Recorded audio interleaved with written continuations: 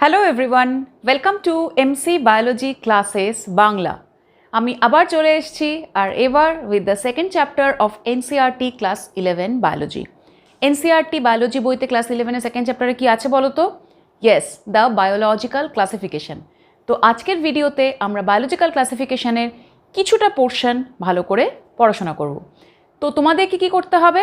সাথে এনসিইআরটি 11-এর বইটা নিয়ে বসো, সাথে সাথে ভিডিওটাও দেখতে থাকো। যেই জায়গাগুলো আমি বলবো সেই জায়গাগুলোকে কিন্তু মার্ক করবে, ঠিক আছে? চলো স্টার্ট করি। আমি আমার আগের ভিডিওগুলোতেও অলরেডি বলেছি লিভিং ওয়ার্ল্ড পড়ানোর সময় যে ধরো আমাদের চারপাশে যত লিভিং অর্গানিজম আছে বা জীব রয়েছে তাদের সবার বৈশিষ্ট্য একরকম নয়। তো সবাইকে আমরা পার্টিকুলার কোনো একটা কিংডমের মধ্যে কোনো একটা রাজ্যের মধ্যে রাখবো, এটা সম্ভব না। তো এই কারণের জন্য কিছু বৈশিষ্ট্যের উপর ভিত্তি করে আমরা আমাদের জীবজগৎকে অনেকগুলো ভাগে ভাগ করতে পেরেছি। তো এবার প্রশ্ন হচ্ছে যে আমরা ছোটোবেলা থেকে মনে করে দেখো পড়তাম 5 রাজ্য শ্রেণীবিন্যাস, যেটা বিজ্ঞানী R.H. হুইটেকারের দেওয়া। তো সেই 5 রাজ্য শ্রেণীবিন্যাসের মধ্যে আমরা অ্যাকচুয়ালি কী দেখেছিলাম যে 5টা রাজ্য কী ছিল না, Monera, Protista, Fungi, Plantae and Animalia. এইটা ছিল আমাদের 5টা রাজ্য। কিন্তু প্রশ্ন হচ্ছে যে 5 রাজ্য শ্রেণীবিন্যাসে কিন্তু প্রথম শ্রেণীবিন্যাসের মেথড এটা কিন্তু নয়, তার আগেও কিছু কিছু শ্রেণীবিন্যাসের মেথড এসেছিল। সেইগুলো নিয়ে আমাদেরকে একটুখানি স্টাডি করতে হবে। ফার্স্ট ক্লাসিফিকেশনের যে সিস্টেমটা করার চেষ্টা হয়েছিল, মানে প্রথম সায়েন্টিফিক্যালি সমস্ত জীবজগৎকে বা লিভিং অর্গানিজমগুলোকে ক্লাসিফাই করার বা শ্রেণীবিন্যাস করার চেষ্টা যে ভদ্রলোকটি করেছিলেন তার নাম হলো অ্যারিস্টটল, ঠিক আছে? অ্যারিস্টটল প্রথম চেষ্টা করলেন। তো কীরকমভাবে করলেন? উনি খুব অল্প একটা দুটো বৈশিষ্ট্যের উপর বেসিক্যালি এই ক্লাসিফিকেশনটা করার চেষ্টা করলেন। সেটা কি? উনি বললেন যে আমাদের যে লিভিং ওয়ার্ল্ড আছে বা জীবজগৎ সেটাকে দুটো ভাগে ভাগ করা যায়। কি কি দুটো ভাগ দেখি? একটা হচ্ছে প্লান্ট বা উদ্ভিদ, আর একটা হচ্ছে অ্যানিমাল বা প্রাণী।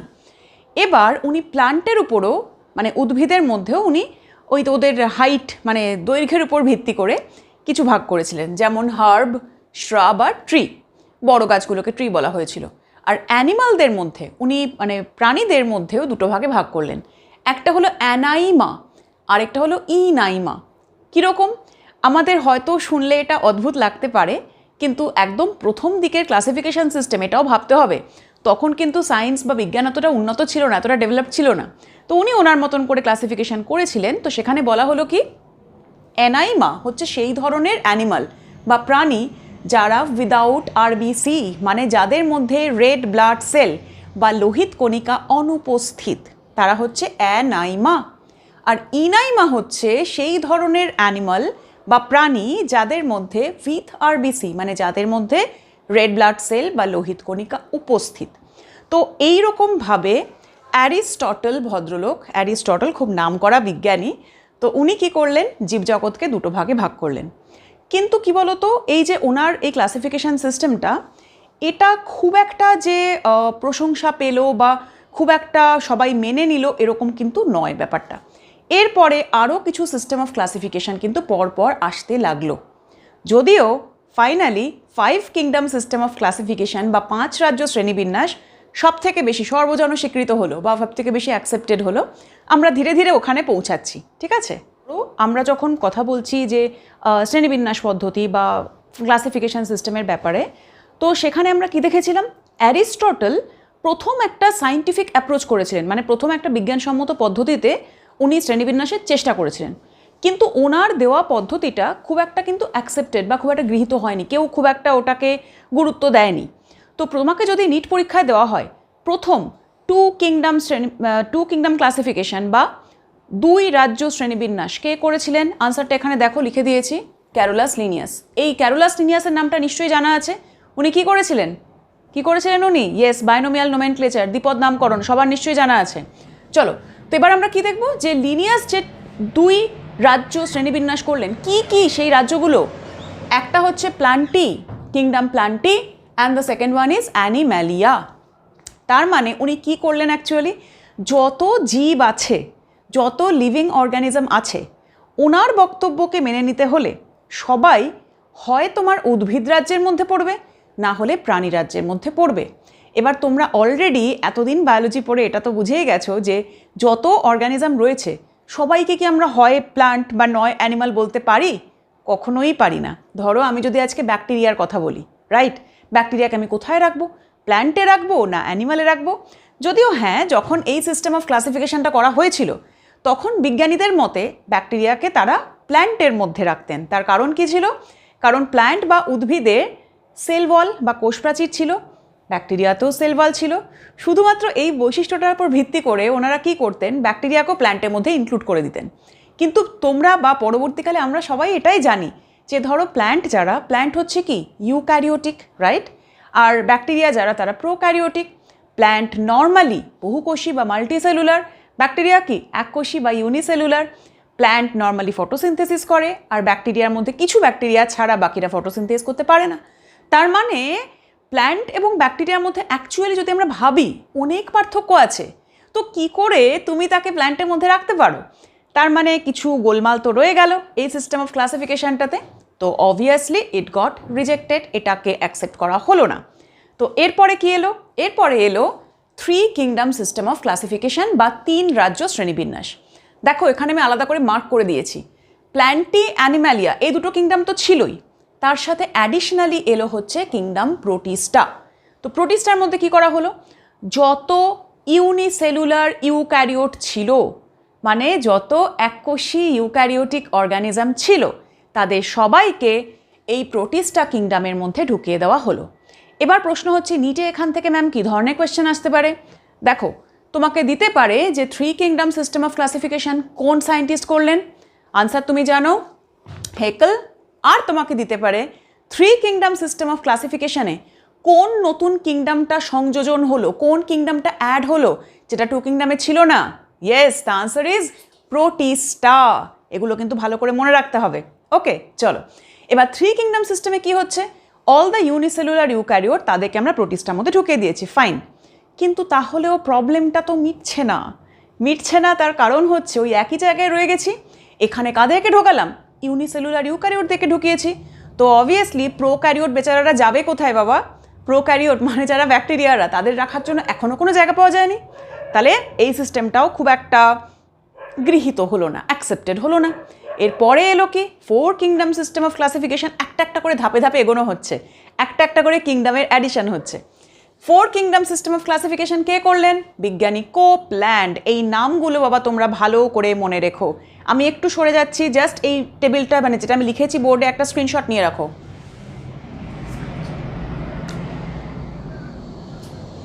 ঠিক আছে, হোপফুলি নেওয়া হয়ে গেছে। আচ্ছা চলো, তো এবার কোপল্যান্ডে কি হলো? কোপল্যান্ড যেটা করলেন, প্ল্যান্টি, অ্যানিম্যালিয়া, প্রোটিস্টা এরা তো আগে থেকেই ছিল, এদের সাথে উনি অ্যাড করলেন কিংডম মোনেরা। প্রবলেমের কিছুটা সলিউশন হলো, কারণ কিংডম মোনেরার মধ্যে কাদেরকে রাখা হলো? Unicellular prokaryotic organism. প্রোক্যারিওট কাদের বলি আমরা? যাদের সুগঠিত নিউক্লিয়াস নেই, তোমরা জানো, যাদের well defined nucleus is absent. তো তার মানে ব্যাকটেরিয়াগুলোর এবার একটা হিললে হলো। ব্যাকটেরিয়ারা এতক্ষণ থাকার জায়গা পাচ্ছিল না, ওদেরকে প্ল্যান্টের মধ্যে ঢোকানো হচ্ছিল, যেটা অ্যাবসোলুটলি রং, পুরোপুরি ভুল ছিল সেটা। তো এবার ওদেরকে আমরা মোনেরার মধ্যে ঢোকাতে পারলাম। শুধু ব্যাকটেরিয়া নয়, মোনেরার মধ্যে আরও কিছু এসেছিল, সায়ানোব্যাকটেরিয়া বা ব্লু গ্রিন অ্যালগি, বাংলায় কি বলি? নীলাভ সবুজ শৈবাল। ঠিক আছে, আচ্ছা যারা এই ভিডিওটা দেখছো, যদি ব্লু গ্রিন অ্যালগি বা সায়ানোব্যাকটেরিয়ার কিছু উদাহরণ জানা থাকে প্লিজ একটু কমেন্ট সেকশনে লিখে জানাও তো আমাকে, দেখি কে কে পারে উদাহরণ লিখতে। ঠিক আছে, চলো এইবার দেখো প্রবলেমের সলিউশন এখনও হয়নি। 4 কিংডম সিস্টেম তো হয়ে গেল, কিন্তু ছত্রাকরা যাবে কোথায়? ফাঙ্গাসরা যাবে কোথায়? তাদেরকে এতক্ষণ অবধি না কি করা হচ্ছিল, কিংডম প্ল্যান্টির মধ্যে রাখা হচ্ছিল। ওই সেই যুক্তিটা একই, যে প্ল্যান্টের মধ্যে সেলওয়াল বা কোষপ্রাচীর আছে, ফাঙ্গাসেরও সেলওয়াল বা কোষপ্রাচীর আছে, তো চলো ফাঙ্গাসকে আমরা বা ছত্রাককে আমরা প্ল্যান্টের মধ্যে ঢুকিয়ে দিই। এইটা ছিল কনসেপ্ট, কিন্তু অ্যাকচুয়ালি সেটা ঠিক নয়। কেন ঠিক নয় তোমরা নিজেরাও জানো। প্ল্যান্ট কি করে? প্ল্যান্ট ফটোসিনথেসিস করে, সালোক সংশ্লেষ করে। ছত্রাককে কোনোদিন সালোক সংশ্লেষ করতে শুনেছো? ছত্রাক সালোক সংশ্লেষ করে না। তাহলে কি হবে? ফাঙ্গাসকে নিশ্চয়ই তুমি প্ল্যান্টের মধ্যে রাখতে পারছো না। তাহলে এই ফাঙ্গাসগুলোর এবার একটা হিল্লে করতে হবে, ওদেরও একটা নতুন থাকার জায়গা চাই। সেইটা ফাইনালি এলো হচ্ছে R.H. হুইটেকারের দেওয়া 5 কিংডম সিস্টেম অফ ক্লাসিফিকেশনে, যেটাকে আমরা কি বলছি? 5 রাজ্য শ্রেণী বিন্যাস। এবং এই যে 5 রাজ্য শ্রেণীবিন্যাস, এটাই কিন্তু আমাদের নিট পরীক্ষার জন্য সবচেয়ে বেশি ইম্পর্ট্যান্ট, কারণ এনসিইআরটির বইতে এই সিস্টেমটার উপরই যা যা বক্তব্য সব বলা হয়েছে। আগেরগুলো তাহলে ম্যাম কেন পড়ালো? কারণ আগেরগুলো থেকেও নিটের প্রশ্ন আসার চান্স রয়েছে, তাই জন্য তোমাকে যখন কিছু জানতে হচ্ছে পুরোটা তোমাকে একটু জানতে হবে। কারণ কি জানো তো, নিট পরীক্ষাটা যারা কন্ডাক্ট করে এনটিএ বা ন্যাশনাল টেস্টিং এজেন্সি, তারা এটা বলে থাকে যে questions will be NCERT based. তার মানে কি, এনসিইআরটিতে কিন্তু এই জিনিসগুলো ছোট ছোট করে উল্লেখ করা আছে। উল্লেখ যেহেতু করা আছে, তোমাকে কিন্তু জানতে হবে সেগুলো, ঠিক আছে? চলো তো এবার কি বলছিলাম, এই যে 5 কিংডম সিস্টেম অফ ক্লাসিফিকেশন, এখান থেকে নিট পরীক্ষায় কিছু কোয়েশ্চেন দেয়। প্রথমত, এটা কে করেছিলেন? ইয়েস, করেছিলেন আর.এইচ. হুইটেকার। দ্বিতীয়ত, কোন সালে করেছিলেন, কোন ইয়ারে করেছিলেন? আচ্ছা, তোমরা কিন্তু ভয় পেও না, হ্যাঁ? অনেকে হয়তো ভাবছো যে ম্যাম এসব কী বলছো, বায়োলজি পড়তে গিয়ে ইয়ার মনে রাখবো, আমরা কি ইতিহাস পড়ছি? না, ইতিহাস আমরা পড়ছি না, কিন্তু বায়োলজির মধ্যেও কোনো কোনো সাল আমাদের মনে রাখতে হবে। তার মধ্যে this is one of them.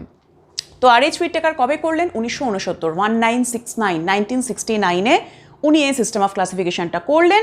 তাহলে ওনার সিস্টেম অফ ক্লাসিফিকেশনে নতুন কোন কিংডম অ্যাড হলো? Yes, fungi. দেখো আমি রেড দিয়ে এখানে মার্ক করে দিয়েছি। তাহলে ফানজাই বা ছত্রাক, এদেরও একটা থাকার জায়গা এবার হলো, ওরাও একটা আলাদা রাজ্য পেল। তো এইটা হচ্ছে all about 5 kingdom system of classification in a nutshell. পুরোটাকে আমি জাস্ট ছোট করে বলার চেষ্টা করলাম। এবার আমাদের কি করতে হবে? এবার আমাদের দেখতে হবে এই যে হুইটেকার বাবু, আর.এইচ. হুইটেকার, উনি যে ক্লাসিফিকেশন সিস্টেমটা করলেন, কিসের উপর ভিত্তি করে, কোন কোন বৈশিষ্ট্যের উপর ভিত্তি করে উনি এই ক্লাসিফিকেশন সিস্টেমটা করেছিলেন, চলো সেইটা এবার দেখে নেওয়ার পালা। আচ্ছা, নেক্সট আমরা কি দেখছি এবার? ওই যে ম্যাম প্রথমে বলেছিল এনসিইআরটির বই সাথে নিয়ে বসতে হবে। আচ্ছা, সবাইকে একটু বলে দিই, তোমাদের এনসিইআরটি যে বইটা কিনবে একদম লেটেস্ট এডিশন কিনবে, ঠিক আছে? লেটেস্ট এডিশন কিন্তু নভেম্বর 2021-এ বেরিয়েছে, 2021 নভেম্বরে। এনসিইআরটি বই যেন লেটেস্ট বই থাকে। আচ্ছা, এবার এই বইটা ম্যামের সাথে খোলো, পেজ নাম্বার 17 নাম্বার পেজ। এইখানে দেখো টেবিল 2.1 বলে একটা টেবিল দেওয়া আছে। এই টেবিলটা আমাদেরকে খুব ভালো করে পড়তে হবে। কেন? কারণ এই টেবিলের মধ্যে বলা রয়েছে যে 5 কিংডম সিস্টেম অফ ক্লাসিফিকেশন যেটা রয়েছে, সেটা কিসের উপর ভিত্তি করে করা হয়েছে। কিছু বৈশিষ্ট্যের কথা বলা আছে। ফার্স্ট পয়েন্টটা বইয়ের দিকে তাকাও, দেখো কি লেখা আছে। সেল টাইপ মানে কোষের প্রকৃতি, প্রোক্যারিওটিক না ইউক্যারিওটিক। সেকেন্ড পয়েন্টে বলা আছে সেল ওয়াল বা কোষ প্রাচীর, কোষ প্রাচীর উপস্থিত আছে কিনা, থাকলে কি ধরনের। থার্ডে বলা আছে নিউক্লিয়ার মেমব্রেন বা নিউক্লিয় পর্দার উপস্থিতি। ফোর্থ পয়েন্টে বলা আছে বডি অর্গানাইজেশন। আর ফিফথ পয়েন্টে বলা আছে মোড অফ নিউট্রিশন বা পুষ্টি পদ্ধতি। কেন এটা নিয়ে পড়তে বলছি? দেখো এই টেবিলটাতে খুব ভালো করে এটা কিন্তু আমাদের পড়তে হবে, মানে খুব ভালো করে পড়তে হবে, প্রত্যেকটা পয়েন্ট বুঝতে হবে। কারণ কি, এখান থেকে আমাদের পরীক্ষায় প্রশ্ন দেয়। তাহলে কি বলতে চাইছি আমি, আর.এইচ. হুইটেকার যে 5 কিংডম সিস্টেম অফ ক্লাসিফিকেশনটা করেছিলেন, সেটাতে উনি 5টা রাজ্যকে ইনক্লুড করেছেন। এবার এগুলো কিসের উপর ভিত্তি করে করা হয়েছে, কোন কোন বৈশিষ্ট্য বা ফিচারের উপর ভিত্তি করে করা হয়েছে? Cell type, cell wall, nuclear membrane, body organization and mode of nutrition. এই 5টা বৈশিষ্ট্যের উপর ভিত্তি করে ক্লাসিফিকেশনটা হয়েছে। আমি খুব ব্রিফলি তোমাদেরকে বলে দেবো, বলে দেওয়ার পরে আমি একটা হোমওয়ার্ক দেবো। হোমওয়ার্কটা করতে হবে, করে ম্যামকে জানাতে হবে কমেন্ট সেকশনে বা মেল করে যে কোথাও কোনো ডাউটস হলো কি না। তোমরা আমাকে রিকোয়েস্ট করেছিলে এনসিইআরটি তোমাদের পুরো পড়াতে, আমি সেই দায়িত্বটা নিয়েছি, আমি পড়াবো এনসিইআরটি পুরোটা। কিন্তু আমার কথাটাও শুনতে হবে। আজকে আমি কতটা পড়াচ্ছি, পেজ নাম্বার 16, 17 থেকে 18-এর মিড অবধি, এটা কিন্তু তোমরা পড়ে রাখবে। আমার নেক্সট ভিডিও আসা অবধি এটা পড়ে রাখবে, আমাকে কমেন্ট সেকশনে লিখবে কোথাও কোনো ডাউট হলো কিনা। আচ্ছা, এই যে আমি পয়েন্টগুলো বলছি কিসের উপর ভিত্তি করে করা হয়েছে, একটু ভালো করে বোঝো। সেল টাইপ মানে প্রোক্যারিওটিক না ইউক্যারিওটিক।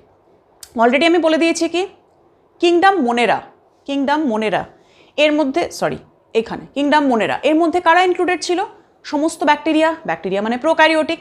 তার মানে কিংডম মোনেরার যে সদস্যরা, যারা মেম্বাররা, তারা সবাই হলো প্রোক্যারিওটিক। ঠিক আছে, দেখো বইতে মিলছে কি না। Sell type prokaryotic. এবার প্রোটিস্টা, ফানজাই, প্লান্টি, অ্যানিমালিয়া, এরা সবাই হলো ইউক্যারিওটিক। কোনো যেন মনের মধ্যে সন্দেহ বা ডাউট না থাকে, কারণ পরীক্ষায় এখান থেকে প্রশ্ন দেওয়া হয় যে কোন কিংডমের সদস্যরা কী ধরনের সেল টাইপ রয়েছে। মোনেরার যে মেম্বাররা তারা সবাই prokaryotic, Protista, Fungi, plenty, Animalia তারা সবাই ইউক্যারিওটিক। তাহলে ফার্স্ট পয়েন্ট ডান। ফার্স্ট পয়েন্টের সাথে রিলেট করে আমরা থার্ড পয়েন্টটা দেখতে পারি। দেখো বইয়ের দিকে তাকাও, থার্ড পয়েন্টে কি বলেছে? Nuclear membrane. নিউক্লিয়ার মেমব্রেন মানে নিউক্লিয় পর্দা। আমরা ছোটবেলা থেকে কি পড়তাম? প্রোক্যারিওটিক কোষে নিউক্লিয় পর্দা অনুপস্থিত, নিউক্লিয়ার মেমব্রেন ইজ অ্যাবসেন্ট। তাহলে কিংডম মোনেরাতে কি হবে? Nuclear membrane absent. আর বাকি কিংডমগুলো যেহেতু ইউক্যারিওটিক, তাহলে nuclear membrane will be present. ঠিক আছে, দেখো একটা পয়েন্ট বুঝতে পারলে তুমি থার্ড পয়েন্টটাও বুঝতে পারলে। পয়েন্ট নাম্বার 1 আর 3 কীরকমভাবে অ্যাসোসিয়েটেড। ঠিক আছে, ভেরি গুড। চলো নেক্সট পয়েন্ট নাম্বার 2তে যাই। সেল ওয়াল বা কোষ প্রাচীর। কিংডম মোনেরা কি? মোনেরার মধ্যে ব্যাকটেরিয়া রয়েছে, ব্যাকটেরিয়া সেল ওয়াল আছে ভাই, আমরা সবাই জানি। তাহলে কি বলেছে দেখো, মোনেরার সেল ওয়াল নন সেলুলোজিক। সেল ওয়াল যেটা বা কোষ প্রাচীর সেলুলোজ দিয়ে তৈরি হয় না, তৈরি হয় পলিস্যাকারাইড প্লাস অ্যামাইনো অ্যাসিড দিয়ে। Polysaccharide plus amino acid. Actually ঘটনাটা হচ্ছে যে এই যে ধরো সেল ওয়ালের কথা বলছি, আমরা যখন কিংডম মোনেরা ডিটেলসে পড়বো তখন আমরা এটার ব্যাপারে অনেকটাই ডিটেলসে পড়াশোনা করব। এখন জাস্ট এইটুকু বলে দিচ্ছি যে ব্যাকটেরিয়ার যে সেল ওয়াল সেটা একটা নির্দিষ্ট উপাদান দিয়ে তৈরি হয়। যদি কারোর উপাদানটা জানা থাকে আমাকে একটু কমেন্ট সেকশনে লিখে বলো তো, আদারওয়াইজ আমি তো নেক্সট ক্লাসে পড়িয়ে দেবোই। এটা সোজা কথা হচ্ছে কি, ব্যাকটেরিয়াতে সেল ওয়াল প্রেজেন্ট থাকে যেটা কিনা সেলুলোজ দিয়ে তৈরি হয় না। আমরা নর্মালি কি জানতাম? উদ্ভিদ কোষে কোষ প্রাচীর সেলুলোজ দিয়ে তৈরি হয়। ব্যাকটেরিয়াতে সেল ওয়াল আছে, কোষ প্রাচীর আছে, কিন্তু সেলুলোজ দিয়ে তৈরি নয়। তৈরি কি দিয়ে? Polysaccharide plus amino acid. Polysaccharide plus amino অ্যাসিডের একটা নাম আছে, ওই নামটাই কিন্তু আমি জানতে চাইছি। যদি তোমরা জেনে থাকো আমাকে প্লিজ কমেন্ট সেকশনে লিখে জানাও যে হ্যাঁ ম্যাম আমরা জানি এটা। ওকে, চলো মোনেরার পরে কি বললাম? প্রোটিস্টা। প্রোটিস্টাতে সেল বলে কি বলেছে দেখো, প্রেজেন্ট ইন সাম। মানে প্রোটিস্টা কিংডম যখন আমরা ডিটেলসে পড়বো দেখবে প্রোটিস্টার মধ্যে অনেকগুলো ছোট ছোট গ্রুপ আছে। এবার এই গ্রুপগুলোর সবার মধ্যে কিন্তু সেল ওয়াল নেই, সবার কিন্তু কোষ প্রাচীর উপস্থিত নেই। তাই জন্য বলেছে প্রেজেন্ট ইন সাম, মানে কারুর ক্ষেত্রে কোষ প্রাচীর উপস্থিত আছে।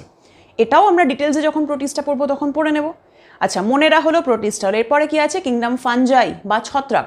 ছত্রাকে কোষ প্রাচীর আছে, এটা তোমরাও জানো, কাইটিন দিয়ে তৈরি হয়, ছোটবেলা থেকে পড়েছো। তাহলে ফাঙ্গাসে সেল ওয়াল ইজ প্রেজেন্ট।